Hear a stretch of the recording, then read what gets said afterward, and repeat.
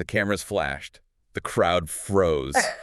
And just like that, Hollywood had a new obsession. It really did. But before we get to the headlines, I want you to picture a specific moment. It's July 5, 2025. Okay. We are at Villa Park in Birmingham, England. And the atmosphere isn't just loud. It's primal.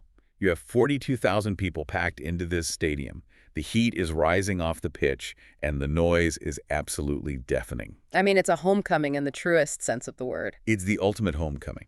Because on stage, you have a man who has been the literal poster child for heavy metal for, over 50 years? Ozzy Osbourne. Taking his final bow. Exactly. It's the Back to the Beginning concert. He's belting out Paranoid. He's feeding off that massive crowd energy.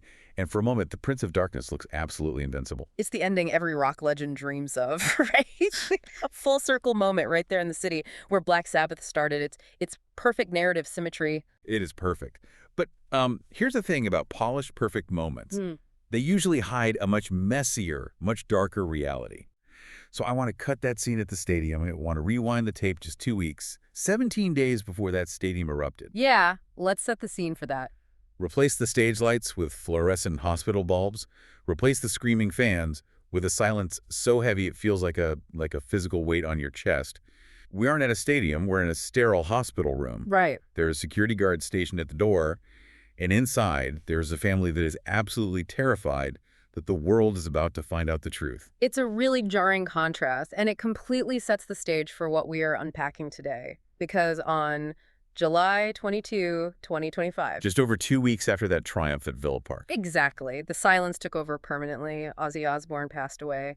But the deep dive we're doing today isn't just a biography of a music icon. No, it's not. And that is why we picked the stack of sources for you. Welcome to StarScope Report. I'm Jordan. And I'm Jamie. Join us as we uncover Hollywood drama, music industry shakeups, and viral influencer scandals. From red carpet surprises to social media controversies, we dive deep into the stories behind the fame. And today, we are peeling back the curtain on the Osbournes' darkest year. We're digging into the headlines that have been dominating the last few months. Yeah. If you've been on YouTube or checking the tabloids, you have seen the titles. Why Ozzy Osbourne's family is breaking down. You see that, and you immediately think scandal, don't you? Naturally. You think feud, you think money. I mean, the Osbournes practically invented the celebrity reality TV feud. It's the expectation. But what we found in the reports from Billboard, the transcripts from the Osbournes Podcast, Parade magazine, and the coverage of the recent 2026 Grammys is something much more raw. This is not a breakdown of relationships. No, it's a breakdown of the spirit. It's what Kelly Osbourne describes as endless and disastrous grief. We're looking at how the loss of a patriarch has physically transformed his daughter, how it left his wife unable to sleep alone after 40 years, and forced his son to become the anchor for a ship that has essentially lost its captain. We have the timeline, we have the medical insights, and we have the personal admissions that explain why this family is struggling to find their footing in 2026. We are going to walk you through it all. From the secret health crisis right before the end, to the day the music died, and finally to where they are right now, trying to put the pieces back together. So let's go back to that hospital room you mentioned earlier. The living wake, as Jack Osbourne later called the concert. That is a heavy phrase. A living wake. It's haunting, especially in hindsight. It implies everyone knew it was the end except maybe the audience. But the world didn't know how close that concert came to not happening at all. According to the family, and they got incredibly vulnerable, on a podcast recorded after his passing, Ozzy was secretly hospitalized just 2 weeks before the show. And you have to appreciate the level of logistics involved here. This wasn't just a routine checkup. This was a military-grade operation. Right. If the press got wind that Ozzy was in the hospital 2 weeks before his massive farewell show, the insurance companies panic, the promoters panic, the fans panic. The whole house of cards collapses. Sharon Osbourne actually revealed that they had security at the hospital front desk with very, very specific instructions. If anyone asks for Ozzy Osbourne, he's not there. If anyone asks for John Osbourne, which is his legal name, right, he is not there. Nobody gets up to that floor unless they're on a very short, specific list of approved family faces. Which, ironically, led to a mix-up that sounds like something out of a sitcom if the stakes weren't so incredibly high. This story is wild, so picture the scene. Sharon is in the room, stress levels are through the roof. She's probably thinking about the concert, the health issues, the secrecy. Suddenly, security calls up. Yeah. They say, Mrs. Osbourne, there is a man in the lobby claiming to be John Osbourne's brother. He wants to come up. And Sharon immediately goes into defense mode. She shuts it down completely. She tells them, no way. She knows for a fact that Ozzy's actual brother doesn't even know he's in the hospital. That is how tight the circle was. Right. She thinks it's a journalist trying to bluff their way past security. She tells him to get rid of him. And the twist? There was another patient named John Osbourne in the hospital. Am I kidding? Not at all. His actual brother, the brother of the other John Osbourne, was downstairs trying to visit his family member, and he's getting blocked by Ozzy Osbourne's security team. It's a comedy of errors in the middle of a tragedy. But it really highlights the bubble they were living in. They were besieged. And I think it makes the performance at Villa Park even more impressive. We're talking about a man with Parkinson's, coronary artery disease, recovering from a secret hospitalization. And he goes out there and commands a stadium. Exactly. Jack Osbourne said he was crying in the audience during that show. He said it wasn't because he felt sorry for his dad, but because he knew. He knew this was the last time. He said his dad was determined. He wasn't wheeled out there. He was running the show. That is the Prince of Darkness persona. That's pure willpower. Psychologically, for a performer like Ozzy, the stage is the only place where things make sense. It's home. But the reality of physiology is that it eventually catches up with willpower. That adrenaline from the show, it's a finite resource. It could only sustain him for so long. And that brings us to the morning of July 22, 2025. It seemed like he had pulled it off. He got the farewell he wanted. The fans went home happy. But 17 days later, the reality set in. A crash after the high. Exactly. Coming up, we're going to walk through the timeline of that specific day. We'll discuss a missed morning ritual that haunts Kelly to this day and the surprising voicemail from a former president that was left on Sharon's phone. It's a fascinating look at how grief hits you, regardless of how famous you are. You won't want to miss that. And hey, if you're loving these Hollywood twists and deep dives, make sure you're subscribed. We've got even crazier stories ahead. Stay with us. We'll be right back. You're deep diving with the StarScope Report. We're uncovering the realities behind the Osbourne family's darkest year. So let's move to July 22, 2025. The scene is the Osbourne estate in Buckinghamshire. It's a quiet Tuesday morning, wealthy area, high fences, usually very private. But by 10:30 a.m., that silence is shattered. Residents in the nearby village of Chalfont St. Giles reported seeing the Thames Valley Air Ambulance helicopter circling and eventually landing. And when an air ambulance lands, you know it's critical. This wasn't a let's be safe precaution. The sources say paramedics worked on him for 2 hours. 2 hours of trying to revive a legend. The medical details that came out later, which were confirmed by the New York Times and the death certificate, were acute myocardial infarction. That's the medical term for a massive heart attack. It led to an out-of-hospital cardiac arrest. And it wasn't just a heart attack, right? There were other factors. No, it was a complex situation. It was complicated by his long-standing coronary artery disease and the Parkinson's. When you have that combination of factors, the body's ability to bounce back from a cardiac event is severely compromised. It sounds so clinical when you list it like that, infarction, coronary disease. But for the family inside the house, it was pure chaos. And amidst all that chaos, there's this one detail from Kelly that just breaks your heart. This is the resentment she talks about on their podcast. Yeah, she opened up about her morning routine with Ozzy. Apparently, every morning, she would hear him coming down the stairs. And every morning, without fail, she would call out, "Morning, Dada, I love you." And he would always reply, "I love you more." It's a small anchoring ritual, the kind of thing that structures your day. Exactly. And she admitted, on the morning that he passed, I didn't say it. She broke the routine. And now that silence is the last memory of that morning routine she has. That is such a common feature of grief, specifically what we call counterfactual thinking. The if only I had done X, maybe Y wouldn't have happened, or I wish I'd done Z. Sharon tried to reassure her, telling her, he knew how much you loved him. But grief doesn't listen to logic. That kind of regret, however small it seems to an outsider, can become a monolith in your mind. It really can. Now, as the news broke, the world started reacting. You had tributes pouring in from everywhere. Elton John, Metallica, fans gathering in the Black Sabbath Bridge in Birmingham. But the family also received some private messages from very high places that really surprised me. It was fascinating to see the spectrum of Ozzy's influence. We think of him as this heavy metal madman biting heads off bats, but then you see who is reaching out. Jack played a voicemail on the podcast from Donald Trump. Now, we're just reporting what was shared in the source material here. Sharon had been on Celebrity Apprentice, so there was a connection there.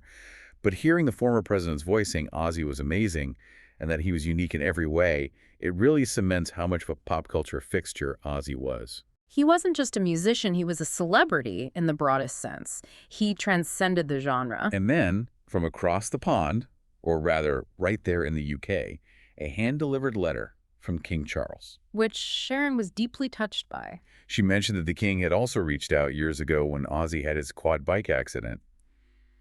She said he's a good, caring man.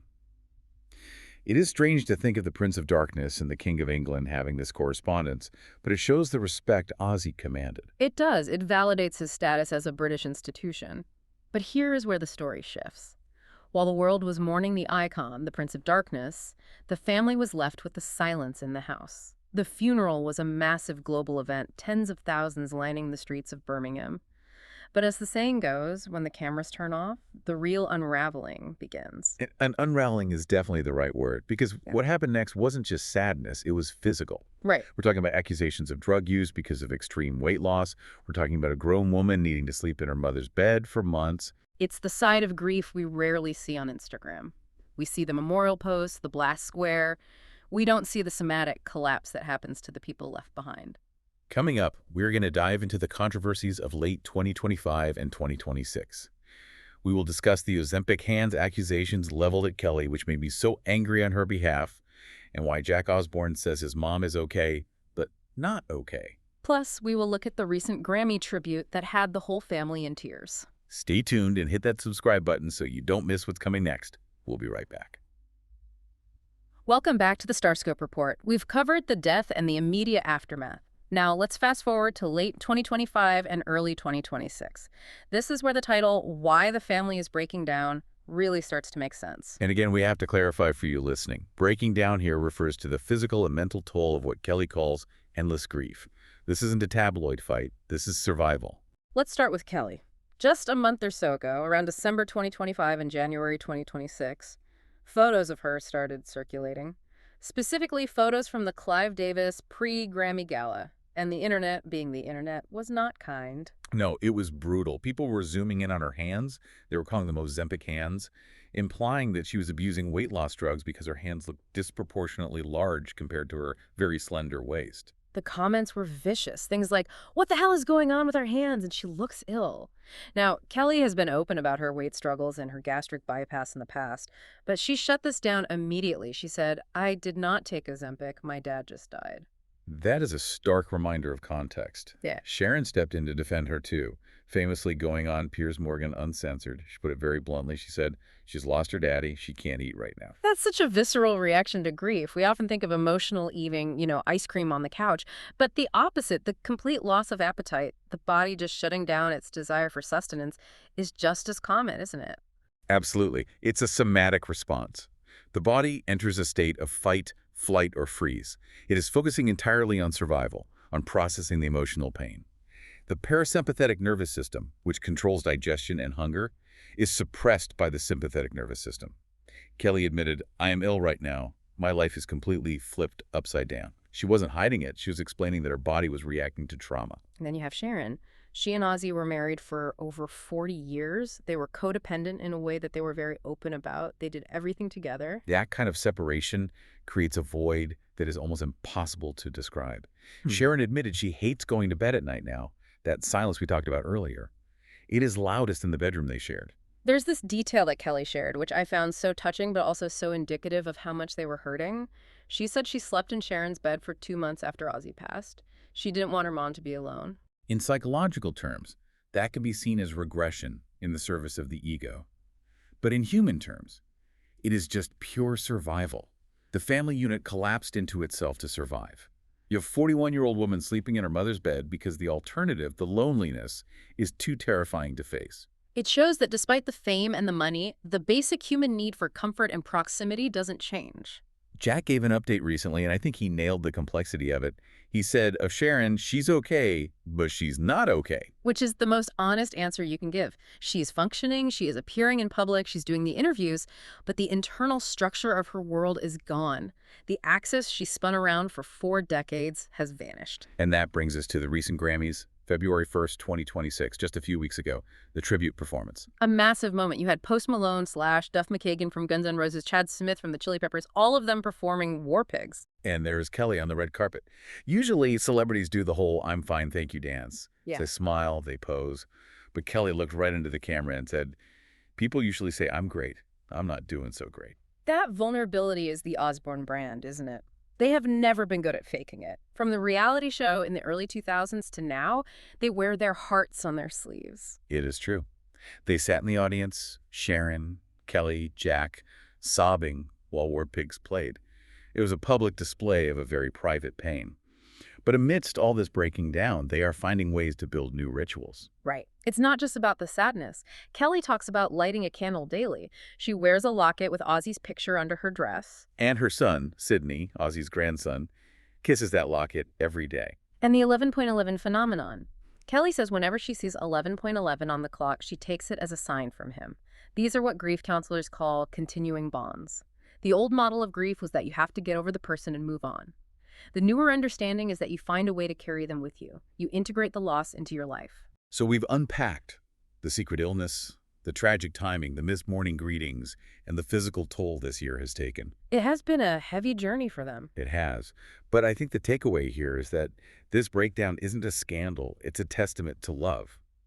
You don't grieve this hard for someone unless you love them fiercely. Absolutely. The depth of the grief matches the depth of the bond. And while Ozzy, the brand, is immortal, he's got the Hall of Fame, the records, the legacy. Ozzy, the man, the dad, the husband, is gone. And that family is having to relearn how to be a family without their center of gravity. And Jack seems to be the one steadying the ship. He is managing the legacy. He is handling the press. He has stepped into that patriarch role in a way. The business of being the Osbournes has to continue. That is the reality of their life. It's the machinery of fame. The brand demands continuation even when the people behind it are paralyzed by grief. Precisely. And for you listening, I think it leaves us with the provocative thought. We see these celebrities as invincible. We saw Ozzy biting heads off bats and surviving decades of substance abuse. We thought he was indestructible. But what happens to a celebrity's immortal image when the mortal human behind it is gone? In the end, it was a quiet morning in Buckinghamshire, a missed greeting, and a heart that just stopped.